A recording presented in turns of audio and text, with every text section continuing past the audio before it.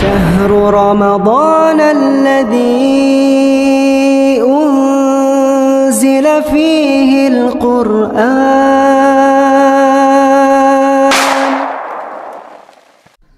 بسم الله. السلام عليكم ورحمة الله وبركاته.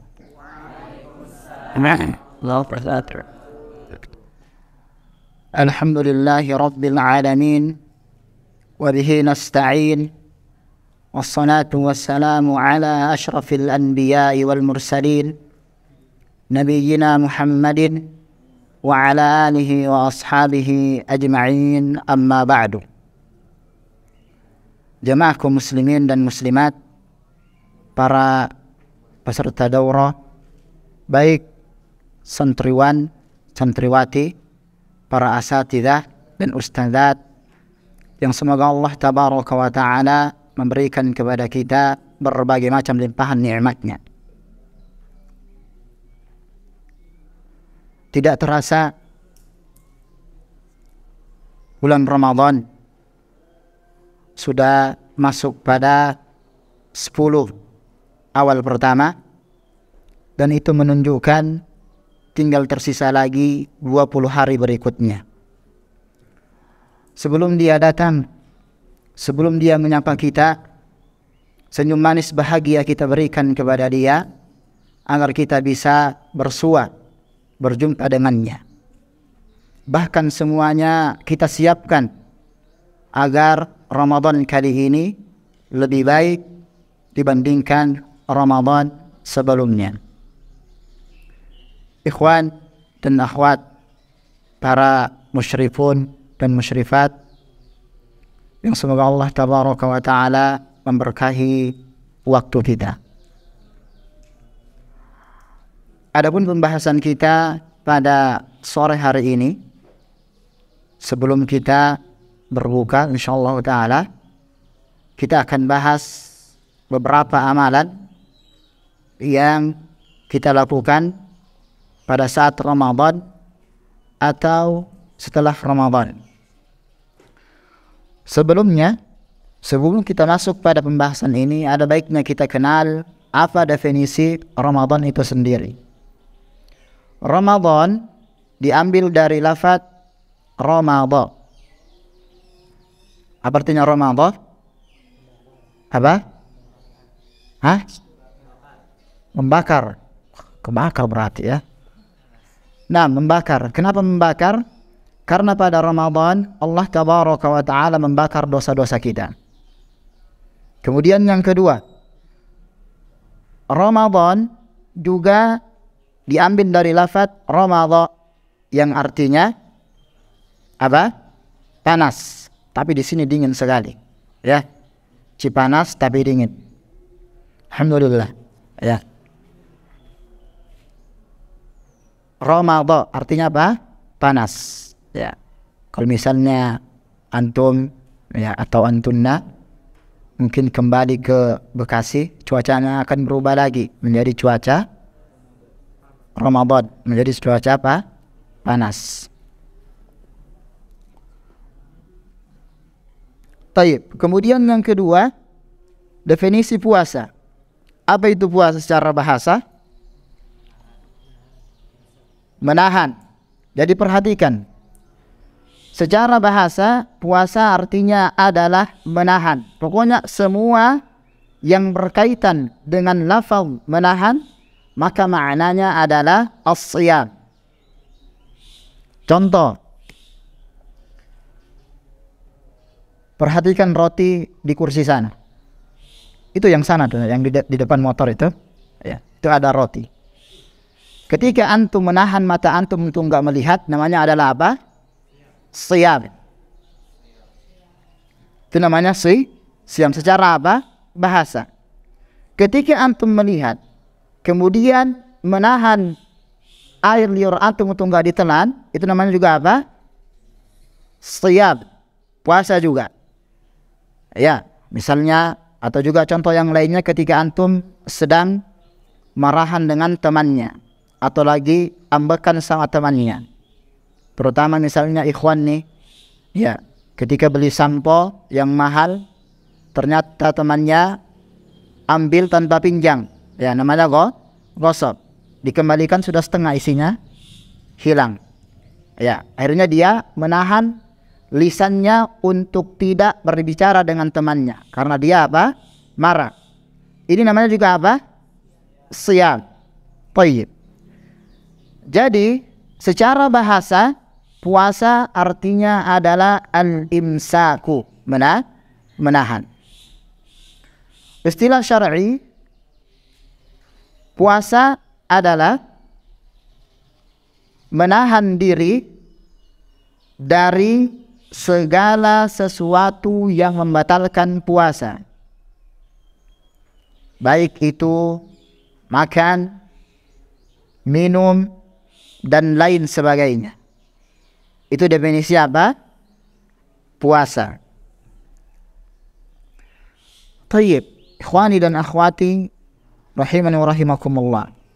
Ketika kita tahu definisi Ramadan, kita sudah tahu definisi as-siyam, sekarang kita masuk pada pembahasan beberapa amalan yang hendaknya dikerjakan oleh seorang muslim atau muslimah ketika Ramadan datang menyapa kita. Yang pertama, membersihkan mulutnya. Membersihkan apa? Mulut. Jadi ketika kita berpuasa, maka lambung kita kosong dari apa? Makanan. Ketika dia kosong, maka lambung tersebut akan mengeluarkan bau yang tidak sedap, ya, dari mulut kita. Dan ini perlu diperhatikan juga, ya, jangan sampai berdalil dengan sabda alaihi salatu wassalam bahwasannya bau mulutnya orang berpuasa seperti bau minyak kasturi. Dalilnya benar, cuman salah menempatkan. Teman antum lagi baca, terus antum di depannya mengatakan bau minyak kasturi. Ini bagaimana? Ya, bukan seperti itu. Bersihkan. Ya, dengan cara apa? Ya, menggosok gigi, ya, pakai pasta gigi. Karena Nabi kita pernah bersabda, at-taharatu syatrul iman. Kebersihan, kesucian itu termasuk bagian dari iman. Demikian. Dan menggosok gigi menggunakan pasta gigi maka tidak mengapa.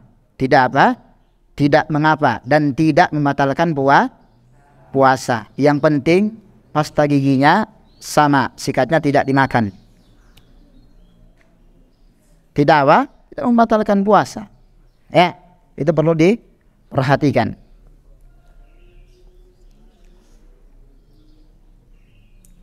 Kemudian amalan yang kedua yaitu sahur.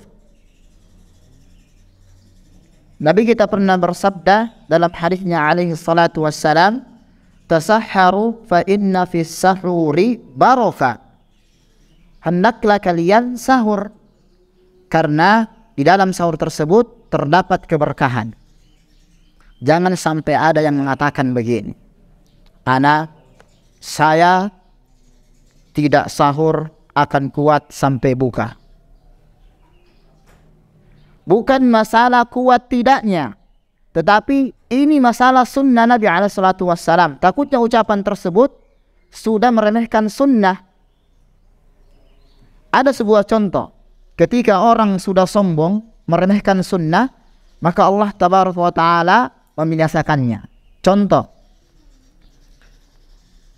ketika misalnya selesai atau bangun dari tidur, kita tidak disuruh, tidak diperintahkan untuk langsung apa? Memasukkan tangan kita ke dalam apa? Ke dalam air. Tetapi kita ambil gayung, kita bersihkan tangan kita dulu. Ya, karena kata Nabi SAW, wala tadri aina batat yaduka. Kamu nggak tahu tangan kamu sudah kemana-mana. Ketika Rasul alaihi salatu wassalam menyampaikan hadis ini kepada orang tersebut, Apa kata orang itu? Saya tahu Rasul. Saya tahu kok ketika saya tidur tangan saya itu tahu saya tempatnya di mana. Demi Allah, apa yang terjadi? Ketika dia tidur kembali, ya, ketika dia tidur kembali, ya, habis dia bangun dia tidur kembali nih, ya, apa yang terjadi? Tangannya ternyata sudah masuk ke dalam duburnya.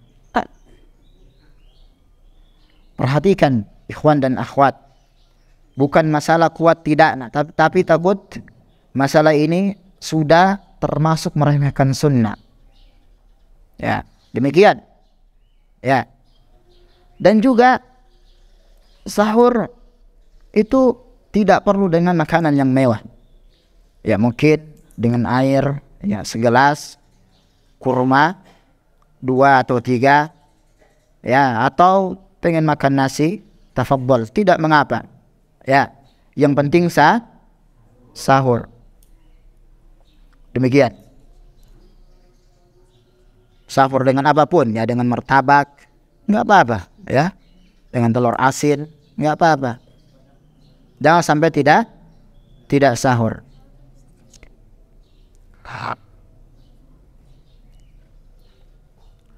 Kemudian amalan selanjutnya,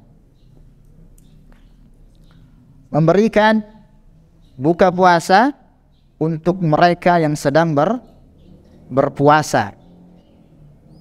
Ya. Nabi kita pernah bersabda alaihi salatu wassalam, man fattara sha'iman kana lahu mithlu ajrihi ghairu annahu la yanqusu min ujuri sha'imi syai'. Rawahu Tirmidzi. Barang siapa yang memberikan makan atau buka kepada orang yang berpuasa, maka baginya pahala, dan pahalanya tersebut tidak berkurang. Tidak apa? Tidak berkurang, atau hampir sama dengan orang yang berpuasa. Ini juga, dan perlu menjadi catatan, ketika seorang muslim memberikan bukaan atau takjil kepada mereka yang berpuasa, maka berikan makanan yang kita senang memakannya, bukan makanan sisa-sisa. Misalnya kita senang makan jengkol, kita berikan kepada mereka. Kita senang misalnya makan kolak, kita berikan kepada mereka. Ketika ada makanan yang tidak kita sukai, yang tidak kita senangi, maka jangan kita berikan kepada orang tersebut. Demikian. Itu yang keberapa? Yang ketiga. Ini sampai jam berapa ini? Sampai buka. Siap.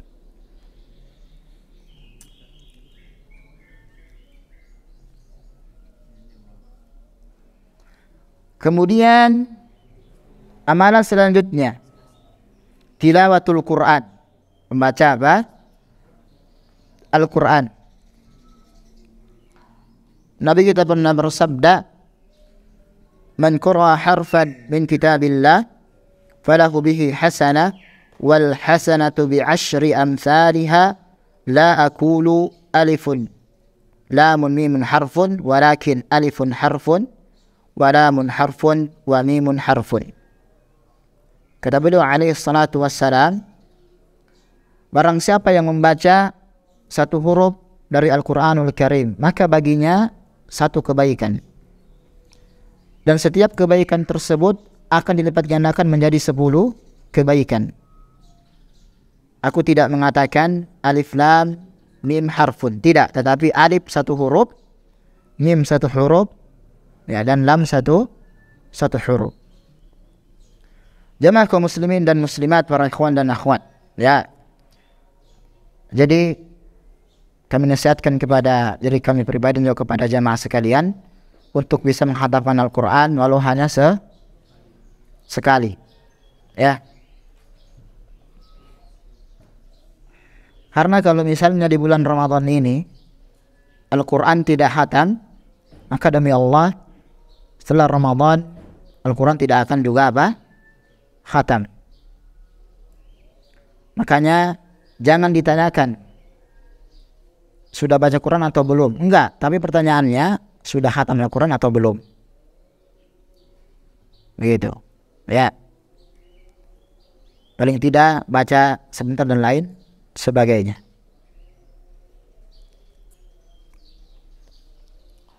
Kemudian yang kelima, berdoa. Berdoa ini umum, mulai dari sahur sampai berbuka. Tidak ada batas waktunya. Nabi kita malah bersabda, "Thalathun la turaddu da'watuhum as-saimu hatta yuftira wal imamul 'adil wal mazlum." Ada 3 doa yang tidak akan pernah ditolak, maksudnya dikabulkan. Pertama, doanya orang yang berpuasa sampai dia berbuka, imam yang adil, kemudian orang yang terzalimi.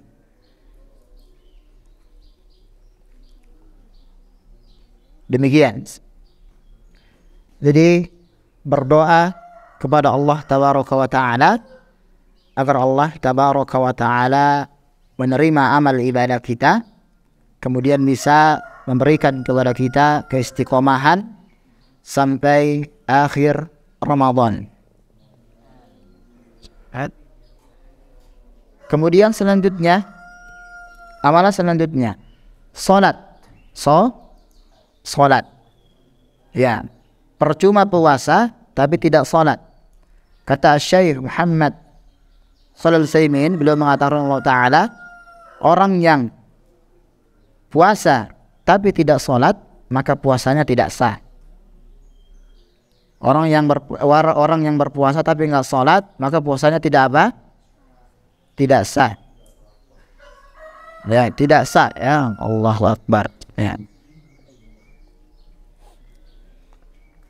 Kemudian selanjutnya, amalan selanjutnya berbakti kepada kedua orang tua. Nah, buat kalian semuanya, para peserta daurah yang merasa sebagai anak, baik dia masih kecil ataupun sudah dewasa, ya, maka perhatikan amalan selanjutnya, berbakti kepada kedua orang tua. Allah tabaraka wa ta'ala berfirman pada surat Al-Isra ayat 23, "Wa qadha rabbuka alla ta'budu illa iyyahu wa bil walidaini ihsana." Dan Rabbmu telah memproklamirkan tidak ada yang berhak diibadahi kecuali Dia, dan berbuat baik kepada kedua orang tua. Imma yablughanna 'indakal kibar ahaduhuma aw kilahuma. Ya, walaupun keduanya itu atau salah satunya sudah tua renta. Fala taqul lahumā uffin wa la tanharhumā wa qul lahumā qawlan karīmā. Maka jangan katakan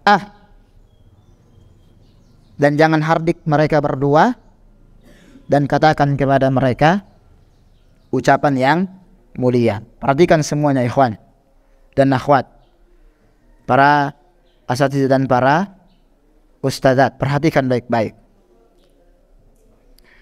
Ana, antum, antunna, yakin kita adalah seorang apa? Seorang anak. Perhatikan, ya, seorang anak. Pertanyaannya,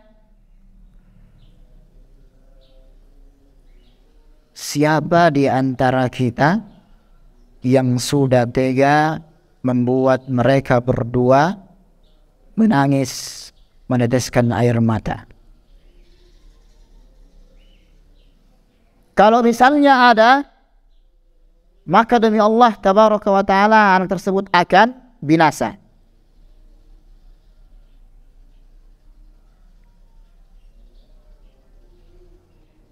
Walaupun misalnya antum belajar, kemudian menjadi orang yang sukses, pangkatnya Masya Allah, dan antum terpandang di kalangan masyarakat, namun kalau misalnya antum membuat orang tua antum menangis, membuat ibu antum menangis, maka demi Allah Jalla Jalaluh, antum akan binasa.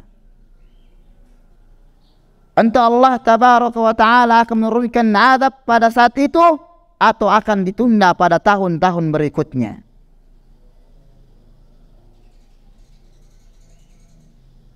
Pemuda zaman sekarang tidak memiliki adab kepada kedua orang tuanya, tidak memiliki akhlak kepada kedua orang tuanya.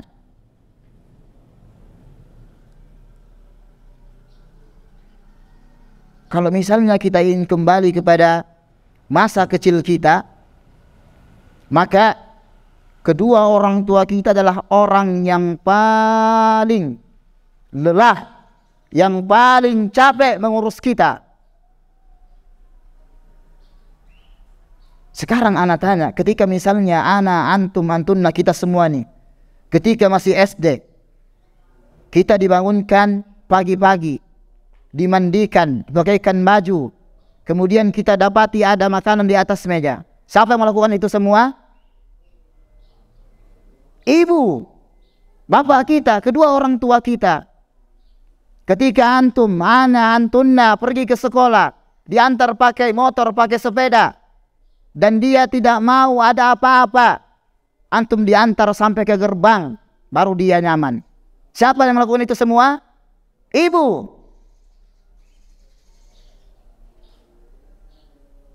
Anak zaman sekarang lancang sekali. Jelas ayatnya Allah mengatakan wala tanharhuma wala taqul lahuma uffi wala tanharhuma. Jangan mengatakan ah.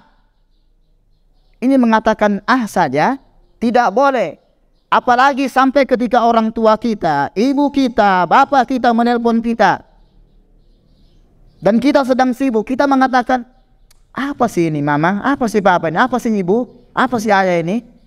Saya lagi sibuk, jangan telepon. Allah la hawla wa la quwata illa billah. Emang sulit mengatakan, angkat. Ya Umi, alhamdulillah sehat. InsyaAllah ditelepon 2 menit lagi ya, InsyaAllah ditelepon. Sulit seperti itu? Enggak sulit. Bahkan pemuda zaman sekarang lebih parah. Kelembutan mereka berikan kepada teman mereka dibandingkan mereka berikan kepada kedua orang tua mereka. Ada sebuah kisah orang terdahulu, seorang ulama besar, ketika dia sedang mengajar seperti ini, jamaahnya ribuan. Jamaahnya apa? Ribuan. Kalau sekarang kan puluhan, ya sedikit nih ya. Kalau dia apa? Ribuan. Apa yang terjadi? Ibunya datang langsung ke depannya. Wahai anakku, engkau belum kasih makan ayam. Kasih makan ayam dulu. Apa kata beliau? Mohon maaf nih, kajian kita hentikan dulu. Ibu saya sudah menyuruh saya untuk beri makan ayam. Kalau misalnya kejadian itu terjadi kepada kita, antum lagi sibuk nih, ya ada pelanggan depan antum, ingin memberikan investasi, ingin memberikan saham berupa 1 miliar misalnya, ya antum ambil, diambil, ibu antum datang, antum ambil. Ya diambil lah, ya diambil. Terus kita ngomong ke ibunya, ya anak ambil sahamnya, ya tapi tunggu dulu ibu saya datang. Kan begitu. Antum kok malah diam. 1 M ini ya. Diambil. Al-jam'u awla minat tarjih. Digabungkan itu lebih baik daripada kita memilih salah satu. Begitu. Kemudian nanti ketika pulang liburan, baik para santriwan, santriwati, para ustadzah dan asatidzah. Satu pesan anak, dan ini pesan juga buat diri anak. Ketika kita pulang liburan, maka jadilah seorang abdun. Apa abdun? Budak. Apa budak? Disuruh-suruh harus apa? Sami'na wa ata'na. Bukan sami'na wa asayna. Ketika disuruh, nak, berikan dulu ini air galon ini. Siap, laksanakan Umi. OTW. Ya. Ya, bukan nak. Belikan dulu air galon. Sebentar Umi, ini mabarnya masih sebentar lagi selesai ini. Ya. Wah. Tinggalkan Mobile Legend antum. Ya. Ketahuan ini ya. Nah. Ya, demikian. Dan kalau misalnya antum ingin bahagia, maka bahagiakan kedua orang tua antum, terutama siapa? Ibu antum. Dan ingat ikhwanana, doa ibu antum terkabul dan pasti akan terkabul. Yakin yakin-yakinnya. Kalau ibu sudah berdoa kejelekan untuk kita semua, maka tidak akan ada yang bisa menghalanginya. Maka kita akan hancur dan binasa. Jadilah anak yang soleh, yang bisa mengukir senyum manis di wajah ibunya, bukan menjadi seorang anak yang durhaka, yang hanya bisa atau taunya meneteskan, menjadikan air mata ibunya jatuh, tertetes ke bawah. Baik, itu yang bisa ana sampaikan. Semoga bisa memberikan nasihat kepada diri anak pribadi secara khususnya, dan juga kepada semua jamaah kaum muslimin dan muslimat, ikhwan dan akhwat, para musyrifun dan musyrifat. Nah, kita akhiri sampai di sini, kita tutup. Subhanakallahumma bihamdika asyhadu an la ilaha illa anta astaghfiruka wa atubu ilaik. Assalamualaikum warahmatullahi wabarakatuh.